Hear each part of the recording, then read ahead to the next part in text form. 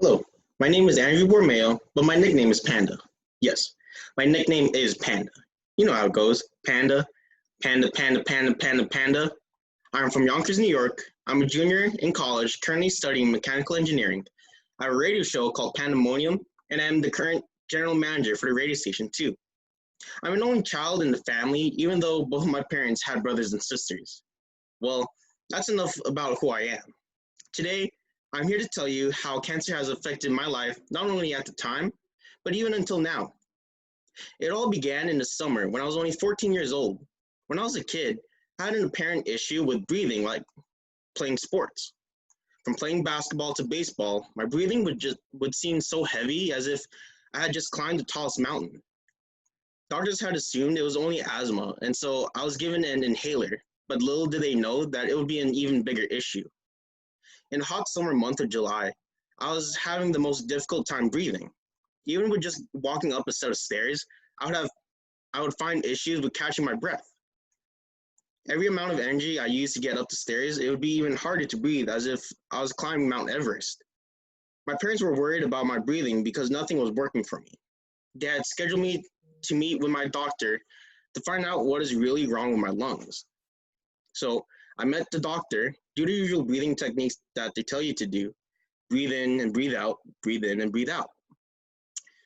So, from what the doctors had found was shocking. There was much confusion and unsensible thinking of what was going on.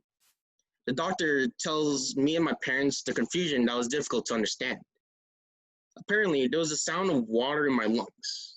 The idea of fluids in your lungs was unreasonable and unthinkable. Like, how can fluid be in your lungs or be in your breathing? There's no way that's even possible. You use your lungs to breathe in air, not water. So the doctors then say that since this could be a concerning matter, that I should take an x-ray of my lungs immediately to see what truly is contesting with my breathing. That same day after visiting my doctor, I head to a local hospital to take the x-ray.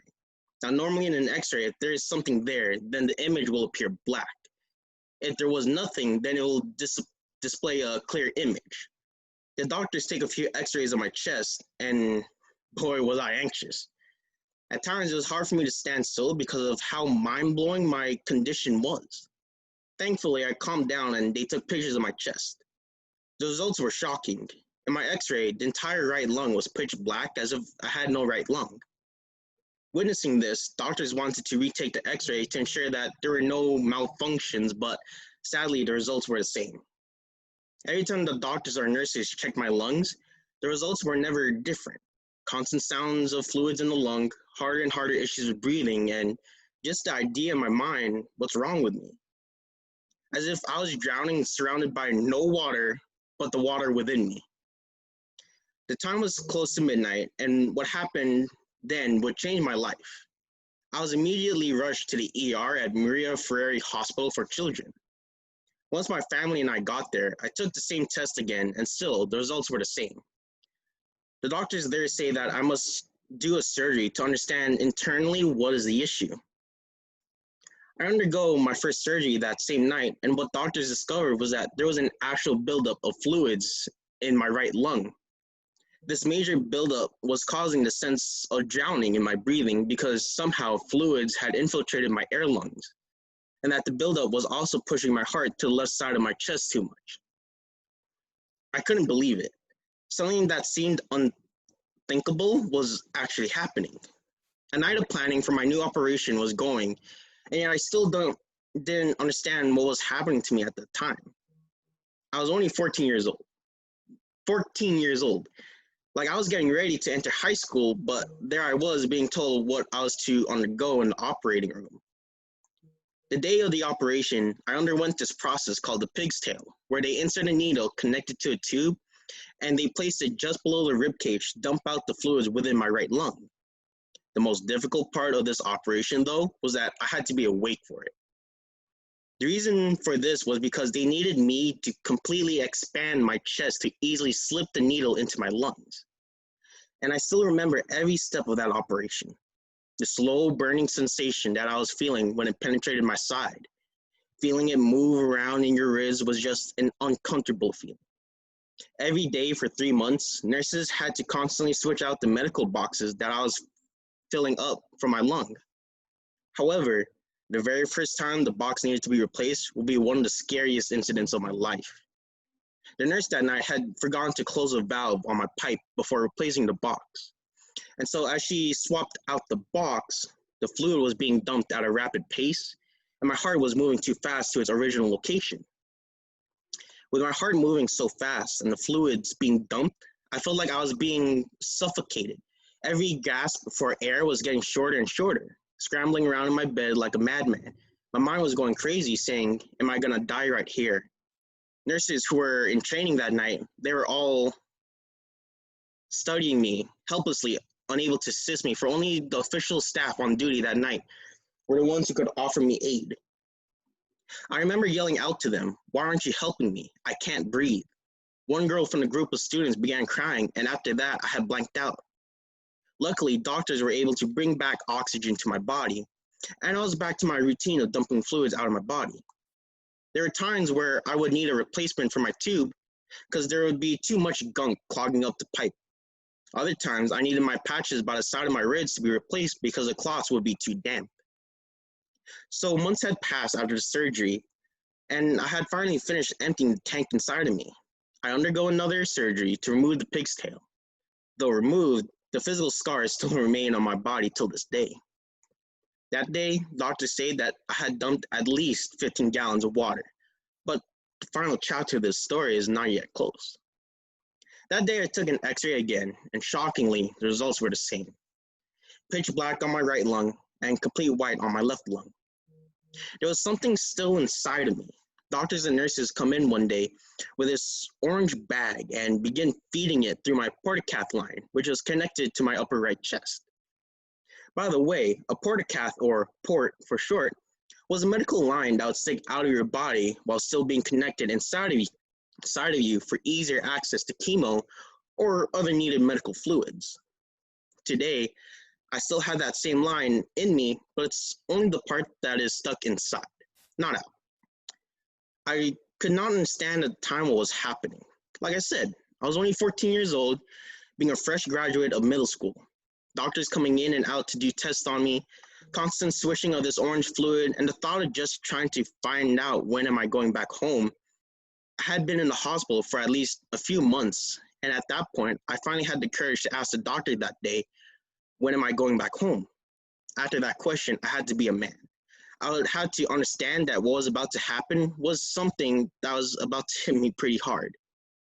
The doctors didn't want to tell me themselves because they felt more comfortable dealing with it in a different way. And so they had called my parents to come in and tell me. My mom and dad come in. Automatically, all I saw were the tears of my mother as she walked to my bedside. I was so confused and scared. I asked my mom, why are you crying? Please, Mom, I don't want you to cry. Dad, what's wrong? They tell me, Andrew, I am truly so sorry that you had to undergo something so brutal and so early in your life. You had stage 2 non-Hodgkin's cancer. And non-Hodgkin's cancer is a specific tumor that can grow on the upper part of the body that produces an extreme amount of white blood cells. And yours was specifically located on top of your right lung. The orange bag that has been hooked up to you is called chemotherapy. The tumor you have could have been growing since you were an infant, and that is the reason why doctors could not have found it any earlier, was because of the major buildup of fluids causing the heavy breathing. I could not understand why this had to happen. I was only 14 years old. Two others who were 14 years old were probably hanging out with their friends and making some great memories and enjoying the freedom of not being sick with a disease. I was preparing for my first year in high school, but now I have to prepare for my first entire year in a hospital where many other children were undergoing the same conditions as well. Day and night, I would cry to myself, wondering why me? Within a flash, my social life, happiness, and excitement turned into fear, for I had constantly thought to myself, will I get to see another day? My basic routine that year was to take 27 pills and digest 15 milliliters of medical fluid a day, a constant monitor of me breathing in and out to ensure that my lung capacity was at least growing, and nonstop questions and tests to ensure that I was not suffering from anything else. Medicine and chemo were painful on certain days. On some days when chemo was too much or too strong, I could never muster the strength to sit up or walk around my room. For those who don't know what chemotherapy is or what it does, is that it basically kills tumor cells, but also any other cells that are active, such as white blood cells. The first night of chemo, before they had told me what it was, will truly be the scariest experience of my life. Once the chemo began pumping through my body, I started feeling cold. So cold as if I was living in Antarctica with penguins, with no clothes on. At first, I had showed only mild signs of shivering, but nothing too drastic. About an hour later, my entire body felt like it was dropping in a freezing lake. Doctors and nurses could not understand what was happening to me. The body temperature was normal, but the muscles and nerves were shaking uncontrollably. It was like having a brain freeze, but one that seemed to never end and only intensify in strength. For 13 hours, my body was shaking, and the reason for this was because my body was actually fighting the chemo. It was not reacting well. After those hours of shaking and blacking out, I remember having hot packs all over my body to counteract my feeling of being cold. After a proper time of stabilization, my body was able to cooperate with the chemotherapy. Chemo also changes your eating habits. I had entered the hospital weighing at around 180 pounds, and I finally said to myself, yes, that New Year's resolution that I had promised myself 2 years ago finally happened. However, during my treatments and food restrictions that I had, it made me drop down to 130 pounds. I was at an extreme low for weight, and so I was needed to take steroids for 3 weeks just to regain muscle and fat in my body. Like many who had undergone or is still being treated with chemo, I too did lose my hair. I had once woken up to my bed just filled with my own hair. Even in the shower, when I try to wash my head, I just grab clumps of my own hair. I'm 21 years old now, and it's been 7 years since the day I was diagnosed, and yet I still need to use baby shampoo sometimes because my hair is too short, and that the use of any other hair or shampoo product would burn and tear through my scalp. I guess I do still have baby hair. I remember going to a grocery store just to pick up baby hair shampoo, and the cashier asked me, "Do you have a baby brother or sister?" I replied, "Oh, no, it's for my cousin's baby." At times when I was given the permission to walk around or have visitors over, I would have to wear a mask and take a Neupogen shot to increase my white blood cell count. Due to the type of cancer I had, everything had to be clean and every person had to be checked for their latest flu shot, the last time they felt sick, or even times where they had made contact with anyone that was sick.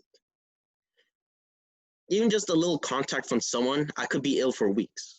A person could have a little sniffle for maybe a day or two, but for me, I could be having a sniffle for months. Having to speak to friends or family with a mask on made you feel like you weren't you. While you're in a cancer hospital, you feel like a patient. It was hard to feel like yourself. I felt like a non-human being. I didn't feel like Andrew, who was all happy and energetic. No, I was just a patient who has an internal disease growing within them. Every day, nurses would come in and out of my room to change my chemo bag. The machine pumping chemo would make too much noise, and the sounds of other children crying around me was truly a tough experience. I could no longer handle it until I had received a gift from my cousins. For those of you who know me or have seen me around, I wear this usual combo. I wear a hat and headphones on with max volume almost all the time. Sometimes when people try to get my attention or wave to me, at times it may seem like I ignore them, but honestly, I'm not trying to be that guy. This is the reason why I do it. The gift that my cousins got me were a pair of cherry red Beats headphones and a Toronto Blue Jays hat. And along with the headphones came a letter saying, "What's up, dude? We wanted to get you these so that you no longer have to hear the noise of chemo. We want you to listen and feel the beats of music so that what is pumping through your body is not chemo, but the bass and sound of music. And rock the hat too, just because it's the Toronto Blue Jays. The hat and headphones had helped me through my tough times of chemotherapy, not gonna lie. I could not believe that music was literally my medicine. If I never wore a hat or had music playing, I would feel afraid and exposed to the harsh feeling of chemo. Till this day, I still have my scars to remind me of my stories. I still had the medical line inside of me in case my tumor were to ever grow back, and it is forever embedded into me. Keep in mind that this was all happening in only 1 year. There are many others who have been facing this longer than I have, and there are those who are even younger than you and me. I remember in my hospital, infants who were being treated with chemo always had blue lights installed above their baby cribs. The light would only flare if medical attention were ever needed immediately for the infant. The number of times I saw those blue lights flash outside my indoor window will be there forever. After remission, a few years later, I had figured out that my Lola, or grandmother in Filipino, had been diagnosed with breast cancer for the past 5 years. It was so challenging as to why cancer can affect anyone at any age. She was originally born in the Philippines and had multiple kids, my mom being one of them. She was the sweetest and most caring person I had ever met. Lola was diagnosed with breast cancer at the age of 84 and had not told anyone about it until she became completely ill. My mother had asked her why she did not want to tell anyone about her illness, and she said in her own words, "I do not want my children or my grandchildren to see me in a hospital bed. I want to be able to see the proud achievements of my children. All I wanted was to see my children smile for me and be thankful for the life that she was granted. I will never forget the times when I played her Christmas music on my clarinet for her, or when I sang happy birthday to her. She is one of my many role models. Her motives were to always be thankful and assisting others in any situation and to never forget to smile. I remember her passing in August near her birthday. We had her burial in the Philippines, and I still remember picking up the wooden box that was carrying Lola.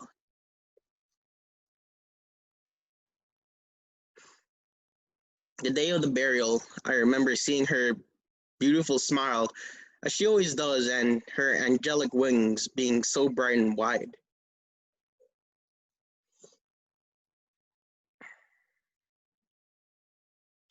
Mas maraming salamat, Lola. I thank you for everything.